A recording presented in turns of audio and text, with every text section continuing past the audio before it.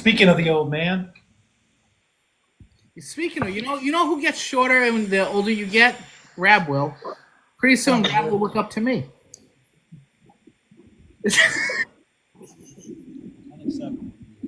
What's going on? Are you gonna have problems with your audio again? of course he is. Y'all hear me? Barely. Do you have your charger in? Nope.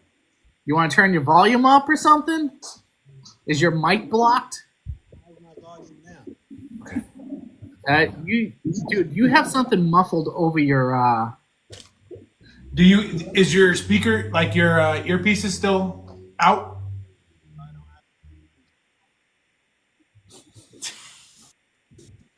Rab, rab, rab. What is the bad audio is going on? Shar, you should know all about bad audio.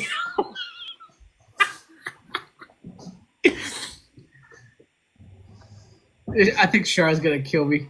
Miss Marmiana, what's happening, friend? Yeah, Rab. Check your watch and check your earpieces. See if they're put away Yeah. because it might be still connected to that.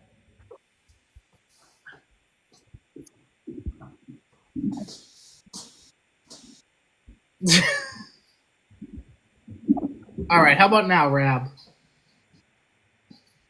I don't know. How do I sound? Do you have a watch, Rab? Rab, we're buying you a tripod. Bariatric Chris, Rab needs a tripod for Christmas. Do I really sound like poo? I don't even hear you. You Wow. sound like you're a mile away. Yeah. I really sound like I'm a mile away. You're still connected to Off the something. Bluetooth. Yeah, you're connected to something. Turn your Bluetooth off. I'm not connected. He does sound like he's in a tunnel. It wouldn't be Taco Tuesday without technical difficulties here. You know, you figured we're 2 years in. You think we'd get this done? Jesus.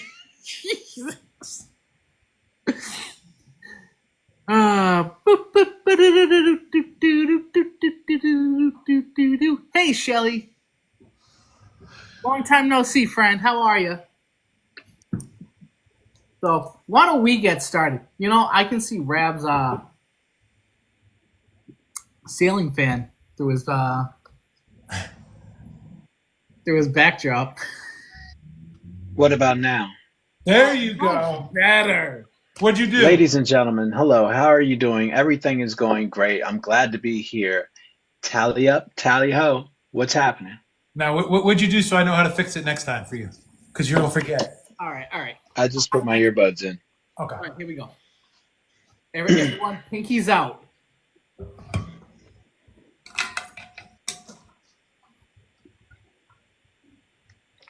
Strawberry Fanta up. You are killing me, man. Hey, you better keep this energy at JBY, sir. Yeah, no kidding. Well, this is how I'm going to do it. Yeah, but you did the retreat and then you went away and hid. So it better not be happening at JBY. I hope I don't do that. Swear to God, Tara, you better drag this man out, and you better make sure he stays out. Your bedtime is not 7:30. I swear. It's all about Tara for JBY, man. It's Hey, going to be good time. And exactly. she's gonna be hanging out. And she's gonna be hanging out with the girls. So that means your ass better come hang out with me. Hey, Jason, welcome. Hey, you know what? That's funny. It's like, let's just jump right into it, real quick. I know you guys been holding off and waiting on me, and I appreciate it. But there's something that I have found out. You know, we find things out, you know, during this journey about ourselves. You know, we dig deep and we learn things, whether we like it or whether we don't. Uh, Drew Barry had mentioned Rab is shy. And I've thought about that. And it's like, I've had a conversation actually yesterday with Tara about it. I don't know how to communicate, dude. Like if I'm talking, like if I'm on this live and I'm talking to y'all, we're having a conversation about, weight loss and trying to lose weight, keep the weight off, all these different, subjects that we could talk about, it's cool. Or if I'm at work and, I'm talking about, recovery, sobriety, this, that, and the other, that's easy for me. It's cool. But just general conversation, I, I, c- I You don't, I need can't communicate. familiarity because nowhere in the time that, and this is what shocked me a little bit, at retreat is because obviously I was just talking to Biggie about us meeting in New Jersey last year. Mm, You never gave me the impression you were shy. mm-mm. Because I was comfortable and I like know you. But like if I get around, if I get around anybody, like I was just I was just talking yesterday. Like I said, I was talking yesterday, and just like if I cut out talking about work, or if I cut out talking about losing weight or surgery or on this weight loss journey, I don't know what to say. I don't know what to talk about. I don't have my communication is in the shits right now. But again, It's terrible. that is being familiar because obviously because again we were in New Jersey when you came up to Boston, when you came out to eat dinner with me and the wife. Um, all of this like community, dude. We didn't talk just about surgery. Like we hung Right. out, we had a good time, and that's why at retreat I was like, Brad's not shy, and to see you Mm. like not in your element shocked me because that's not who I was used to seeing, especially out, especially like how excited we were to be at retreat.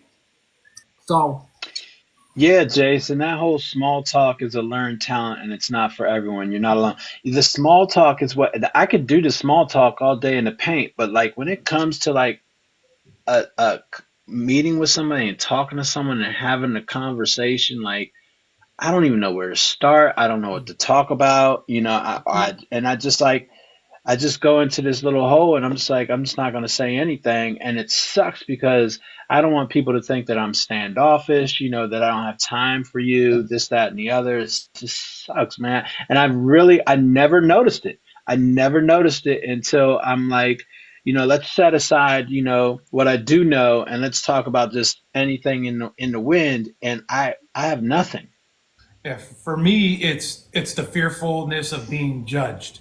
What are these people who I don't know gonna think of me? And that's one of the things I used to struggle with. That too, yeah. It's okay. I go talk to this person. They know me. They know me as this cool guy of being online and things like that. Because there's having a camera in between us and me, you not being actually here. I could be more myself and be that goofy guy and funny guy.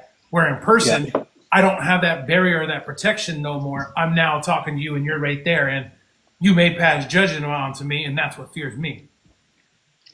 Right, Selma, and it's like the first time we met, it's funny because yo, if I got my dad going, barefoot with me,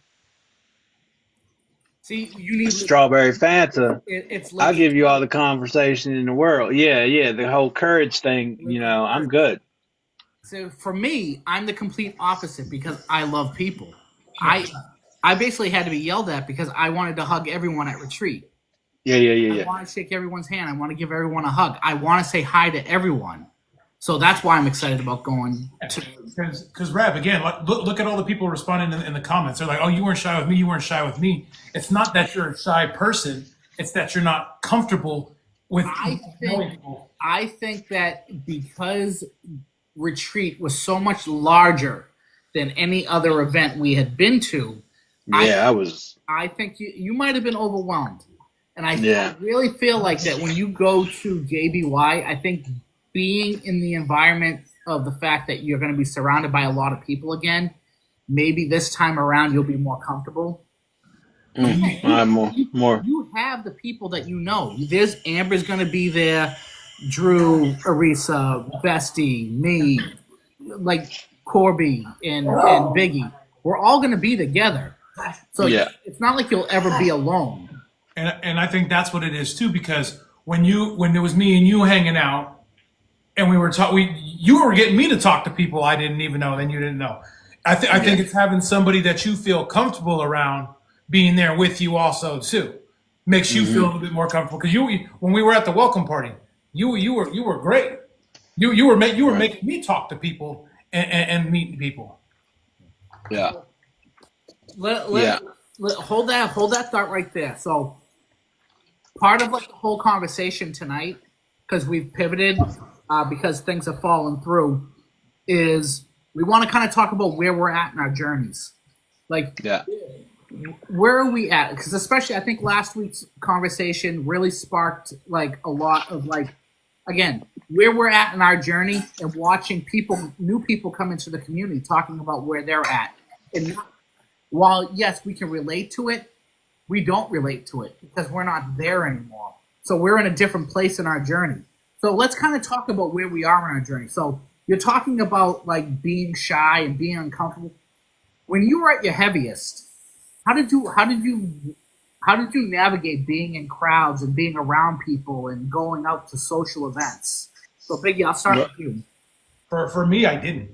I was a homebody. I stayed home. I didn't want to go out. One of the reasons is me being able to stand up for long periods of time wasn't something I could do. So if I knew there wasn't a place for me to sit, if there wasn't going to be parking to where I can get right to where we're going, or if I had to walk, I wasn't going out. I was even shyer. I was shy. I didn't want to talk to anybody. I was embarrassed of what I looked like. I was embarrassed of who I was.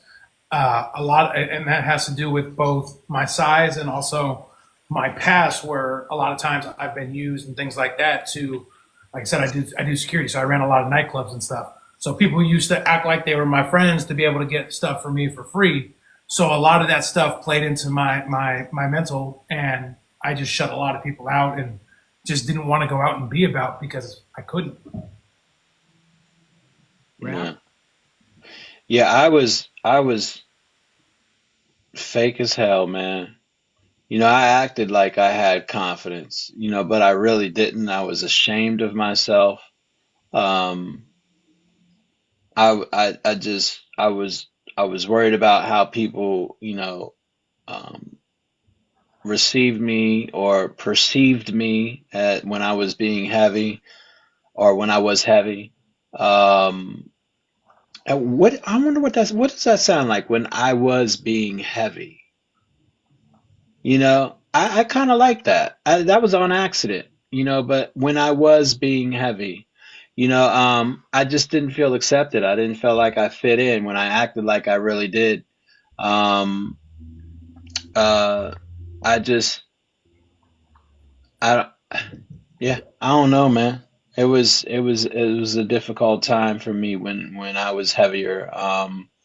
And moving around. Like I was always seen as like the big guy, and I worked on a psych ward at the time, in a psychiatric inpatient unit. So um, patients would always call me, "Shut up, fat guy, fat ass. What are you gonna do?" And stuff like that. So you get insulted in front of people, and you have to take it.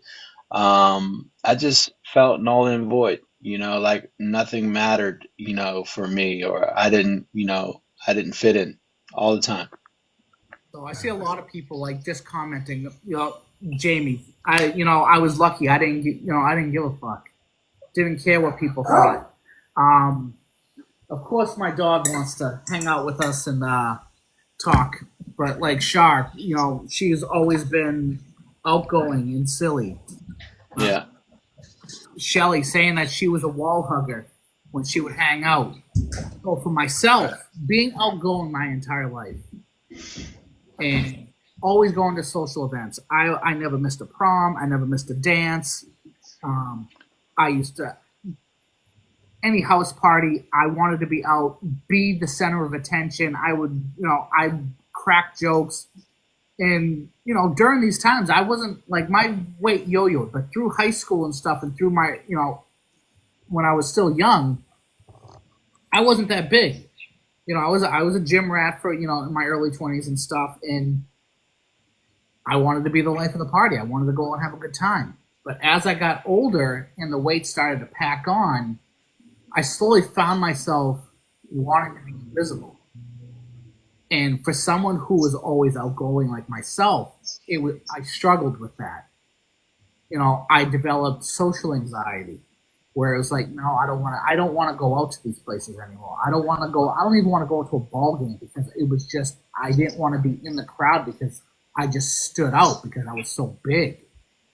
And I struggled with a lot of that. So like I would go to I would slowly show up for a Christmas party with my friends, but kind of hide behind in the background and, not being my outgoing self, cracking the joke. And if there was a joke, I cracked a joke about myself to make people laugh, to kind of make myself feel more comfortable. I wouldn't have people staring at me like, Jesus Christ, he's gotten big. Yeah. Because every year Yeah. people would slowly see me and I would just get bigger and bigger. So one Christmas they would see me and then they would see me at the 4th of July party and I'd be another 40 pounds heavier. And it was that progressive thing, starting probably just before COVID. Right at COVID, I was probably like 300 pounds. By the end of COVID, I was 425 and people watched me slowly get bigger. And it's not like 300 pounds is small either. I mean, I was a big guy. So, to be in a position where, I wanted to be outgoing, but I just felt so uncomfortable in my own skin and couldn't be myself. It was, for me, it was really disheartening. I became very depressed about that because I was someone that I didn't feel like myself. I wasn't who I wanted to be. Have you ever sat in the mirror? And this is for you all in the comments too. You can give me a thumbs up if you have ever sat in front of a mirror, butt naked, looking at your self and just started beating on your own body. All the So time. just mad and angry about yourself. So All I mean, yeah. Yeah, all the time, especially over the last 3 months, because I've slipped a little bit. I've let my diet slip a little bit, just because of everything going on within my life. I've had a little bit of regain, so it's like I look at myself every day, like, damn, you need to get back on track. You need to get back on track. You need to get back to doing what you were doing. You're doing so well there.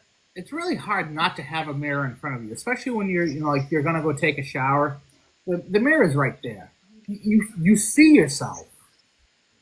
To a certain point, I see myself now, and I'm more comfortable than I have been in a long time.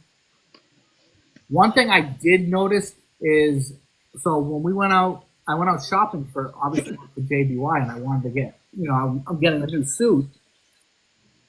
When I was trying on my pants, I looked at my legs, and I'm like, Jesus Christ, I noticed when I work out, I'm noticing I can see the definition coming in on my shoulders. I can see my arms, the definition. I work my legs all the time. It doesn't matter. Every day, whether it's, yes, I do the stairs every day, but I still work. Yeah. I still work my legs out. And I look at it and I'm just like, Jesus Christ, man. I didn't realize how, and I could see that extra knot of skin that just sits on the inside part of your crotch. And I'm like, Jesus. Yeah. The stinkiest part of your body. Yeah. It just looks like a mass. It's like a mass of skin. And it's like, it is so ugly and nasty, and it's a part of my body that I was like, all right, if I'm gonna get plastics, I'm just doing around my waist, and I'm gonna do probably my chest. And then I'm looking at my legs, and I'm like, oh my God. I'm like, I need to. I'm putting it, and I'm staring in the fucking inside the changing room, and I'm just staring. I'm shaking the leg. I'm grabbing the knot, and I'm like, oh my God. You're supposed to be gone. Why are you here? And that's why I said I'm doing all three. I'm doing all three because say you do your chest and your stomach, right? Now that's going to stick out even more. That's going to be even more noticeable to you because it's going to be the the last thing left. And you're going to be like, oh my God, I got to get this gone now too. And I don't understand why I don't understand why it just never stood out. It hasn't. I knew it was there. but it just never Yeah. stood out to me in the longest time until just recently. Because you started, what did you say before that? You started looking at your arms, they were getting more defined. You started looking at your shoulder, they're getting more defined. My You're focus was seeing, you're probably seeing everything else getting to where you wanted to be, tightening up, but then you look down at your legs and there's still that ugly thing. Your mind's always going to go into that, what, like, oh my god, look at it, oh shit, never mind, that's still ugly. Yeah, Right. it's crazy. I'm just like I forgot how much excess skin I have on my legs. I'm like mother, F. I'm just I couldn't believe it. Yeah. It's on my thigh. It's like my calves and stuff. The lower part of my leg, below my knee, I'm not worried about. But What little what thigh, little bit of what little bit of ass I had fell right in between my legs, yo. I have no ass. exactly. What ass? I think the three of us, honestly, if you laid all of us across the floor, we could probably land a plane across our asses. That's Right. that's that's the first thing I've noticed. So ever since I've lost all this weight, like because I work a desk job, sitting down at my desk or my all day, my ass is killing me within a couple hours because I lost all the fat in my ass. Right. So now it's nothing but bone back there, and it hurts. That shit hurts, yo. That's why I do the same thing. Yeah, that's nice, That's Tony. why I said when I have my removal, I'm gonna tell them to take that extra fat, put some more back in my ass, so it don't hurt no Yeah, more. yeah, You yeah. really I need a do. You really BBL. do. There's a new BBL rapper there, breaking 17, Jamie. There's a 715. There's a rapper out that got a BBL. It's so funny. He calls himself BBL. It's some shit I saw the other. But yeah, the ass falling in between the legs is a real thing. What else have you guys experienced? Like where you are, like what have you noticed after where you are now? Like for me, the another crazy thing is like I stood on the scale the other day at work and it said I weighed 220 pounds and I was like, this scale's a lie. So I left and I got home, whatever, took my clothes off, weigh myself again, no clothes, no shoes or nothing on. I'm 206. So like I'm 206, 207. I ride now, almost 2 years post-op. I ride anywhere between I can get down to 195 if I wanted to, but that's just too much. But like 207, 220. And if I get to like 220, I'm like, okay, well, I'm going to bounce into my eating habits again and stop eating bread.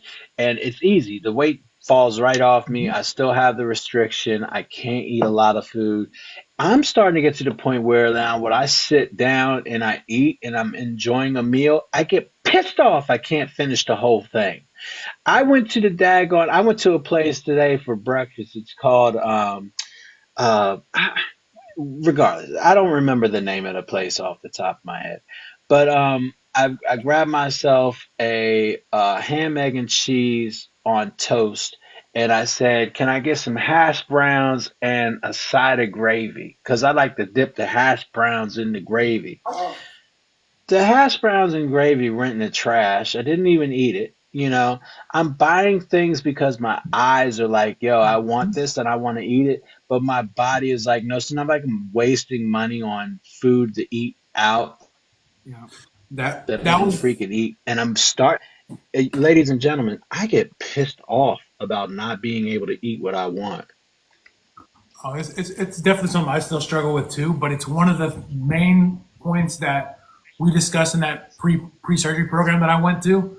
That was one of the biggest things they talked Yeah, about. Is it's all up in your head. You may be losing this weight. yeah, You may know you can't do it, but mentally you're like, no, I want this, and that because your body's so used to doing that. You said you had surgery right, 2 years ago, right? right. Almost 2 years ago. How many years have you been ordering large portions and bad Exactly. food? So you have Right, 20 plus years of mental memory of saying I want this, and that, and being fine with it. 2 years now, you're saying in 2 years your brain's not going to be able to reset that quickly. It's something you got to no. continually work on. They But it fix also your stomach. They don't fix your brain. Yeah, and it also exactly, and that also takes us back to that, bad habits, and the obesity, the addiction of food. It comes back, man. It's not like that it really goes anywhere because you still love food, you still like good food, you want to eat this, that, and the other, but you can't with the restriction. But when the restriction loosens up a little bit, especially those of you who've had VSG, I had RNY. I mean, you still have the restriction, but the food cravings don't go anywhere, man. And that's a scary thought. So And that's why a lot of people say it's, especially people who've had surgery are 4, 5, 6 years out or longer. They say the most important thing to do is to work on your mindset during the Yeah. first couple years, because that's when that food hunger and stuff's not there a lot. You know you can't eat that much, so you got to start working on your brain and start reprogramming yourself to change. Right. so you see Josh's comment. He said he should have had Yeah, I just saw that. surgery. So what do you guys think about that? Like, obviously, I know that you guys. So I had VSG. I know that you guys didn't. Um, Yeah. I've had 35 pounds of regain. I don't Yeah. have the restriction that I had my first year. I Yeah. pretty much so. I'll give you a story from this past weekend. So the wife and I went out to a movie. Um, I had some popcorn, which is fine. I can't tell you the last time I had popcorn. But then we went out to dinner afterwards. We went out for Chinese food. I haven't had Chinese food in over a year. Couldn't tell you the last time I had Chinese food. And we went out to eat. We couldn't. We got a poo-poo platter for two, and we had so much food left over that we brought it home for the kids. And there was enough for the kids to share, well more than enough for them to share. But I still overate, even with the little bit amount that I ate, because I ate so Yeah. quickly, because I hadn't had Yeah. Chinese food in so long, and Right.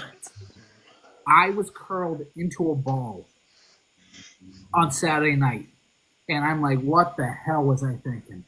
And I'm 2 years What? old. Because I'm 2 years old. why I did think I would learn my lesson by now. why'd you curl into a ball? Like, what do you mean? Stomach cramp. Yeah. Curled right into a ball. I was nauseous. I was sweating. And I'm like, for crying out loud. I'm like, I know better than this. And I still did it anyways. Because Yeah. you still have that mentality in your head that if you get so excited about something you haven't had and you don't have the self-control, even though my wife didn't even eat the whole thing. Like, we had so much left over, but again, it's that how much can I actually fit in my stomach? And that's the thing. And the worst part about it is it differs each day. One day you might have been able to get all that Yeah. in and be like, oh, I'm good. Yeah. I'm There are perfectly days where fine. I'm like, oh my god, I can pound food like I've never had surgery. Yeah. Yeah. Days where It does. like I'm full and I've had a quarter of what I can normally eat. It's like, oh shit, 4 ounces is way too much today. Yeah. Right. Yeah. No. I mean, I hear so much about, I know I have a lot of friends. We have a lot of people that we talk to in the community and between, VSG or the RNY and the SADI, this, that, and the other. I'm not too, I'm happy with the operation that I had, the weight loss surgery that I had with the RNY. Um, I'm worried about the VSG. If I would have had VSG because of my acid reflux, it would have probably made it worse. That's why we went RNY, and I'm grateful for that. But as much as I sit here and I talk about, the restriction with the RNY, I'm really freaking happy it's there, man. Because if it wasn't there and I had VSG, I don't know, what I would be up against. I don't know because I don't have it, but like talking to you, Tony, and others who have had the VSG, the restriction is easy. I've saw you gulp down a serious drink one day, and I'm like, there's no way. Like even almost 2 years out, I could never Yeah, I do it, even if I wanted do to. the Irish car bomb. But the Yeah, thing, yeah, yeah. And that's another thing too. People got to realize too. It's just the surgeries itself too. While it's VSG, each surgeon does it a little bit different. Your pouch may be Right. a little bit bigger than this person's pouch. So while this person may be having more restrictions, someone like me, my pouch might be a little bit bigger, so I'm able to eat a little bit more food. And those are the Yeah. variations because everybody's body is different. So again, your pouch might be smaller. You might, what 4 ounces might be a lot to one person, but someone else might be able to get 8 ounces in, and that might be their Right. yeah. But again, it's also Right. a mentality because again, I might be able to put down 8 ounces of food, but am I forcing that 8 ounces of food because I shouldn't have eaten that fast? But should you have Right. eaten that? Yeah, exactly. Should you have eaten that? If Do I you, had taken, do you if I really had need taken to? my time and eaten slowly and chewed my food slowly instead of inhaling Right. like I was, like the dog over here sitting next to me, Right. Right. maybe I wouldn't have dumped on Saturday. Are you learning the different signs of being full besides, oh my God, my stomach hurts? That's important too, because I know a lot of times I won't get that, oh my God, I'm completely full until an hour after I eat what I shouldn't have eaten.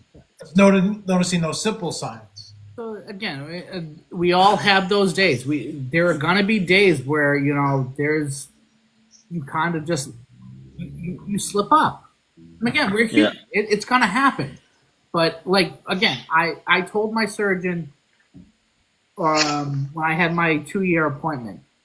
He asked me, do I want to go on GLP-1? Do I want to, I told him I don't want to even revisit any of that stuff because I want to use the tool first. Because I'm so hell bent and determined about, and there's nothing against like anyone using the GLP-1. If you're gonna add a tool to your tool bag, go right ahead.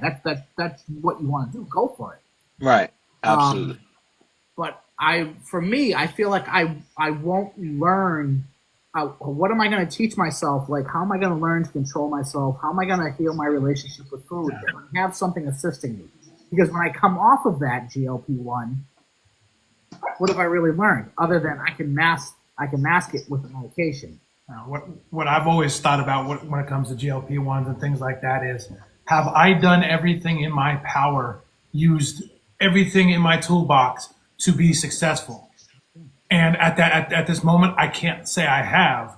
So why would I want to put myself on something else if I haven't done all the work that I could possibly do to lose it? Now, if you're somebody who has done all the work, has struggled still, and still struggling, that then may be an option for you. But again, I want to make sure that I'm doing everything in my own power to get to where I want to be.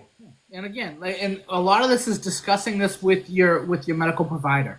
If you guys come to the conclusion that, all right, this is the best avenue to take, then take it by all means. You're only going to lose so much weight. Again, I lost 179 pounds that first year. I'm probably 150 pounds down. That's amazing. Well, there's nothing to scoff at there. How many people can say they lost 150 pounds? And What's something to be remember, proud of? Right. if you can lose 1 pound a week, that's still 53 pounds a year you're losing. Yeah. That is still a lot of weight. And while the 150 pounds are off me, is there still more weight that I can do? Yes. So it's just a matter of, all right, how am I going to take that weight off? Am I going to take it off using the tool? Am I able to do that? And I told them, let's revisit this in 6 months, because if I'm not going to be successful doing this, and I am going to be I am going to struggle, all right, then let's revisit it and let's see what the best option is. Because again, I will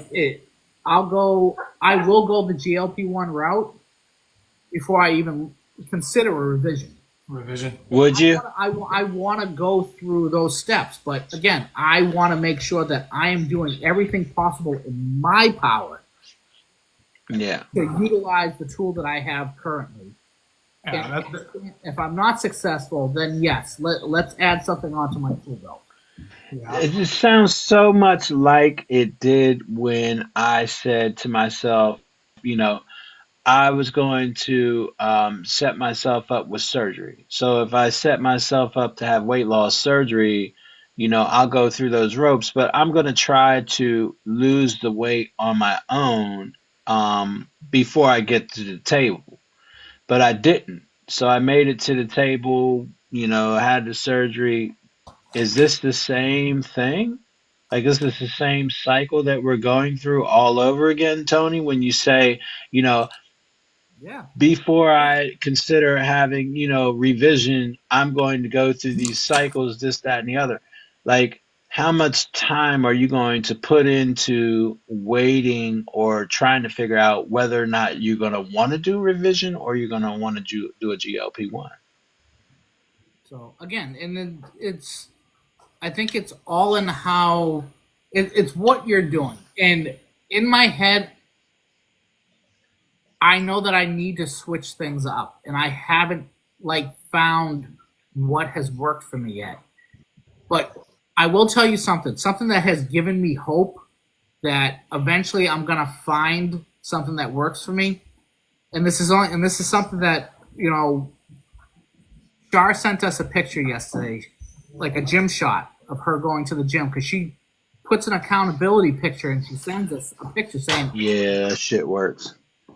and she sent the picture yesterday, and I remember Nina and I looking at the picture saying, "Oh shit, she's lost a lot of weight since retreat. She She has. looks awesome." Yeah, man. Like, and I know that she put a post out today just saying that she's seeing that, she recognized that. But Right. again, for me to see that, it motivates me because I see her post every single day. She sends us snapshots every single day.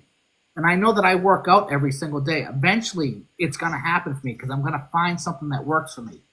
Because Shar found her way. I'm going to find mine. I'm going to find something. Again, this is a lifelong journey.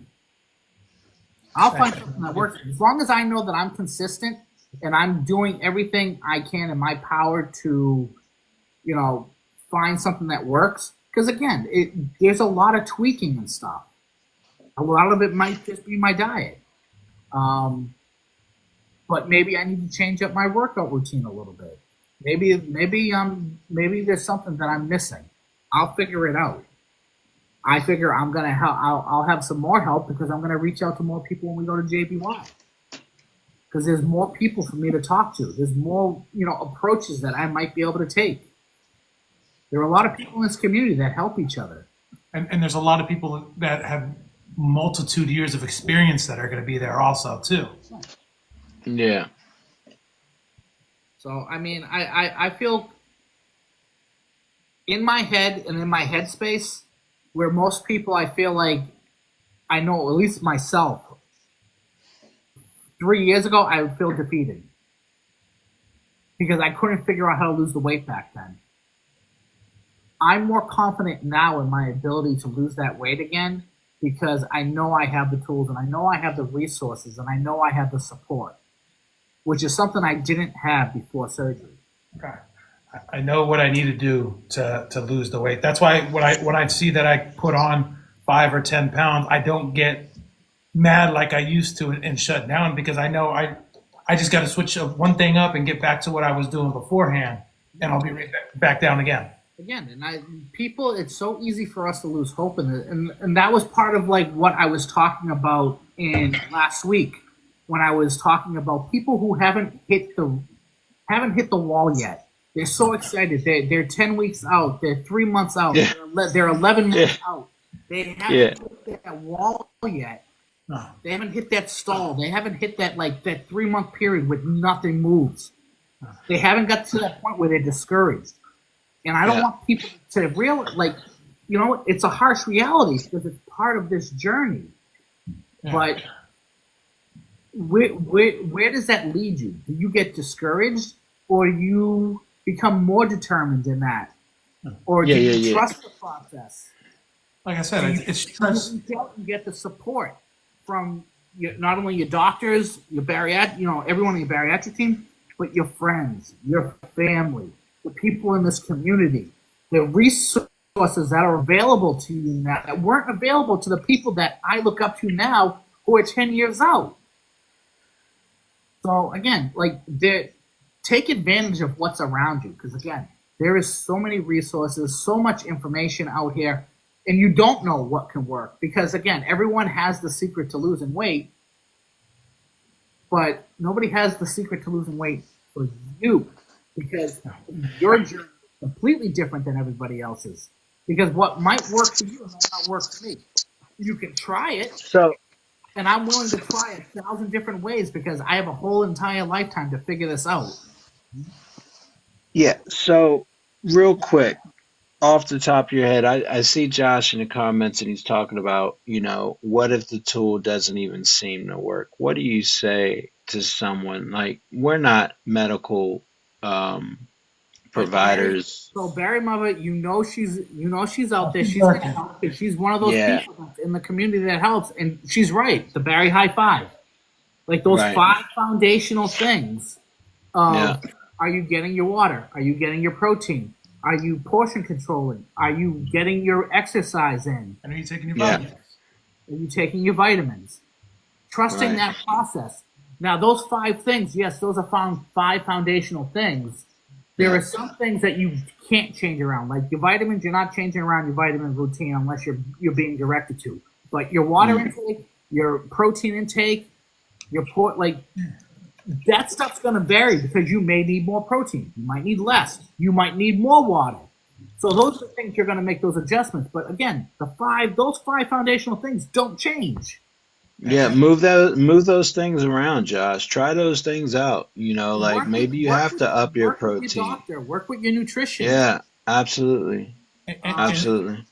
and ask yourself, and again, ask yourself too. What are you considering a failure? Oh man, I can't give any advice on that, Josh. But for my own regimen, for me, I would never ever, I wouldn't be taking a protein vitamin on very off of weight loss surgery. Josh, what? So Josh says he's only been ever told to take a Flintstone. Have you Yeah, had your vitamin levels checked? When's the last yeah. time Like you I, checked? I don't think a Flintstone vitamin would hold up to the nutrition or the multivitamin that I would need. Again, I don't know what Yeah. his Right. labs look like or anything, but Yeah. Yeah. I don't know. Like for me, it's like what was it? I gotta have the 45 milligrams of iron. I gotta have a certain amount of multivitamins coming out. That, I will have to give out the ProCare that I live by, I stand by. ProCare gives me all the things that I need as far as multivitamins go. The chewable is amazing. But yeah, a Flintstone vitamin on my regimen coming from my team, my medical team. I can't speak for yours, Josh, but man, there ain't no way I'm taking a Flintstone vitamin. Yeah, my, I'm my just medical I can't. team wasn't the greatest, and I got told different vitamins. Like I said, we can't speak on what your medical team is. I would if they're telling you that, maybe consult your general doctor. Go out and get a second opinion. They're telling hey, you had bypass surgery, and you had some questions that you wanted to get a second opinion on. All jokes aside, again, I'm not a medical professional or anything like that, but I'll be quite honest with you right now. I don't like to cuss much, but I smack the shit out of a doctor who tried to tell me to take a Flintstone vitamin off of bariatric surgery, man. That's just me, 100%. And that's the truth. I wish a doctor would tell me to And take a Flintstone vitamin. and and you may want to go to your provider and get your levels checked also too. definitely get your levels checked out. And that's your personal record. You could take that to any Yeah. doctor, and get those vitamin levels checked out. And you want to get those checked out like frequently. Hey, you know what? You know what's so good about those vitamins? Let me tell you, and it has to be. It has to be. So, just had them 2 weeks ago. Okay. It has to be. I work in like not the medical field, but I work around a lot of clients, like close to 100 and so plus clients. And there's a lot of flu and COVID going around. Man, I walk through that shit like it ain't nothing. I don't catch any of it. Knock on wood. Knock on wood. Knock on wood. But I want to almost bet you. It's because of the vitamins that I'm taking. ProCare Health. I'll Link be is in the nice. bio. So I'll be nice. I will back you up. Honestly, I didn't take vitamins before Me surgery, neither. Yeah, but me neither. honestly, like I'm the healthiest one in this goddamn house. Everyone's Right. healthy. It is Vitamins, man. how much It's got Yeah, to be. I think it's a little bit the vitamins, but I think you're also in that age group to where your generation just doesn't get sick. That's true I was, too. Might I be. was always sick at one point, but like I am Fucking just asshole. You guys drink water out of a hose and stuff. You guys don't who get drinks sick. water out of a hose. We probably ate lead paint too. We probably Probably. do, man. We're Dom, I haven't had my testosterone levels checked post op bariatric surgery. I can tell you that I was seeing a I forgot the name of the doctor for that. What did you all remember? Do you all know the name of the doctor that you would see about your testosterone? I I can't never. think of it. primary care doctor, No, this is another doctor. Anyway, I went to go urologist, see the doctor. Huh? urologist. Urologist, that's it. That guy. I went to go see him, and my testosterone was in the tank, is what he told me. He said, your testosterone is in the tank. And I was like, all right, but so he had stuck like these freaking pebbles or like little tablets. He stuck like this tablet in my buttock and stuck them in there, and they dissolved. My testosterone went up pretty well, but I can tell you that after bariatric surgery, I haven't had my testosterone checked, but I'm good to go. Yeah, I honestly, You coming from experience, Brad? I'm good to go. You talking I'm from fine. experience? I'm right where a 51-year-old gentleman should be, for sure. Absolutely. Absolutely. No Sure. Bluetooth Yeah. needed. Why not? Not well. Eh, I might want one just for the teams, but I'm all right. I'm good. uh, My team's finally good. I may kill someone if I took the blue pill. I Oh wasn't man. supposed to say that word, but I said it. Yeah. So just we got 4 minutes left. Thank you all for your likes. We appreciate all the support we always receive from you all. We got about 4 minutes left. So we were talking about where we are in our journey now. I'm up, like I said, I'm approximately about, I don't know, man. I used to be what in the bariatric 123 days, this, that, and the other. I can't keep up. But I'm probably about, I don't know, 19, 20 minutes, 20 minutes, 20 months out, post-op. And I gotta say, my health, I feel amazing. My blood pressure is fine. I don't have sleep apnea anymore.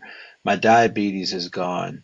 I hate the way my stomach looks. I don't like the skin in between my legs. I don't have an ass. But at the end of the day, my takeaway from this conversation is that I have good health and I feel amazing. And I know that I have much more time to spend with my grandkids and my kids to make memories in this life. So I am appreciative of that. The other stuff is just, what is it? I'm just looking to maintain and make sure that I'm taking care of what I can take care of, what I am uh, preventative maintenance. You know what I'm saying? I mean, like if I choose to drink a little bit of barefoot, I will. But I mean, preventative maintenance, staying away from, destroying what I do have, my temple, my body, my soul. So that's my takeaway. For me, I always had this surgery to one, get healthy, but two, to live a normal life. That was my biggest thing is I wanted to live a normal life. I wanted to be able to go run out. I wanted to be able to hang out with my nieces and nephews, hang out with my friends, play sports when I wanted to play sports, go golfing. And since having my surgery, like I said, I'm down to 269 pounds. I told my friends this. I want to lose more weight, but if I don't lose another pound, I'm happy where I'm at today. I would never go back and not want to do this surgery. It has changed my life completely around. And now I'm back to living as much normal life as I can. I'm able to eat like a normal person. I'm able to still go out and enjoy myself here and there. Go have a cheeseburger when I want here and there, and not have to feel guilty about it. So I'm happy and wouldn't change it for the world. Yeah. For me, like again, for some reason I had the last few weeks I've had conversations with people just about like where I'm at. And this is I mean it's great because today I had a conversation with people at work and people tease me. I think I was talking about what had happened this weekend and they're like, this is what you get for being healthy. And we joked about it, and I'm fine with joking about that. And I'm like, well, you look at it, and I was explaining to them, like, you guys realize where I was, because all of these people, the people at work have been some of my biggest supporters, because they knew how big I was.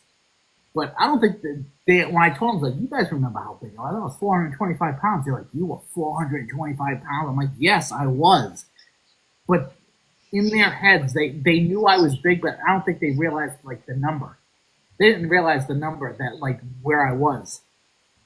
And like we got into a whole conversation about like I remember you falling asleep at the computers because my sleep apnea was undiagnosed and it was so bad.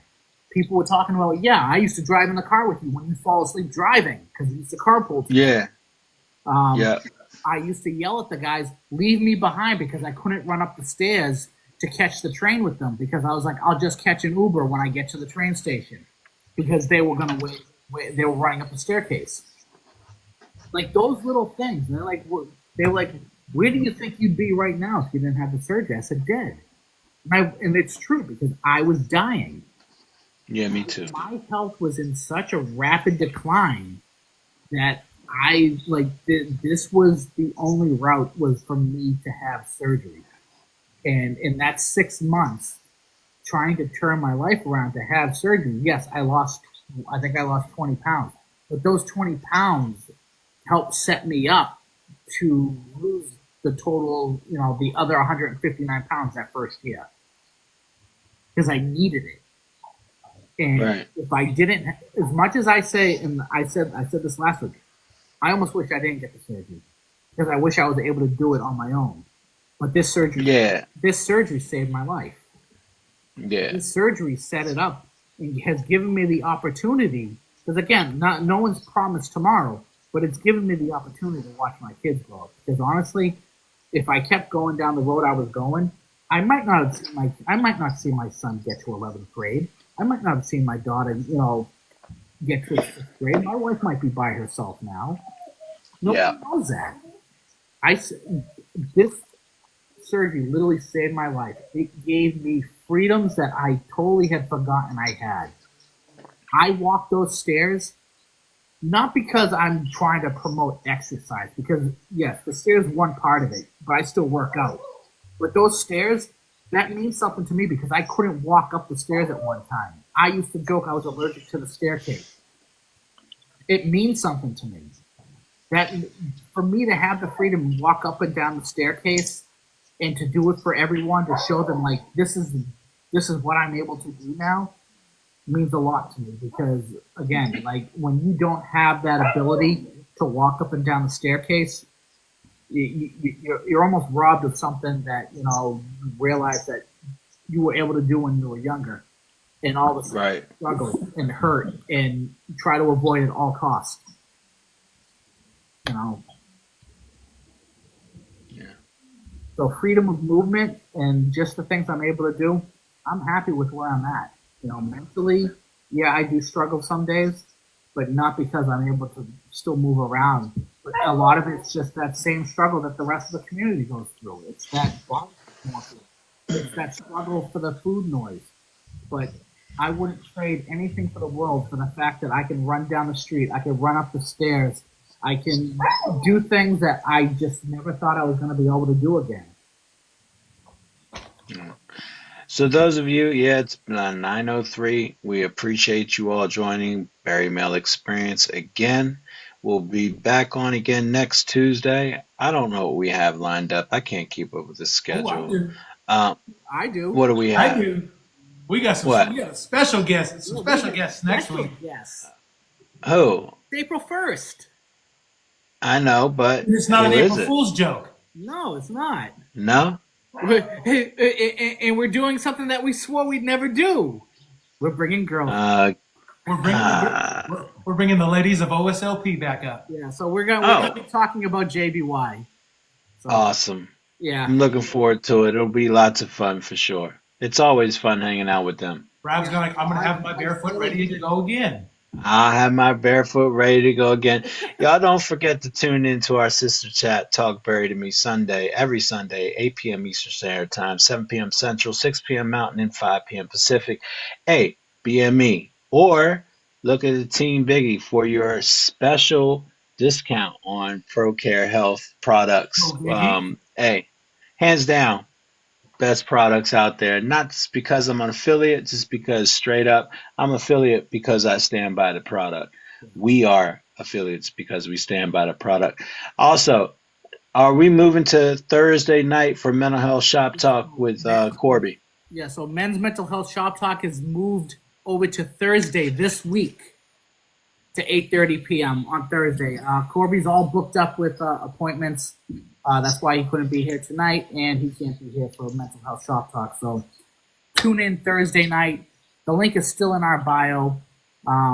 So pop in. That's an invite for all of the guys. Remember what happens in mental health shop talk. Mental health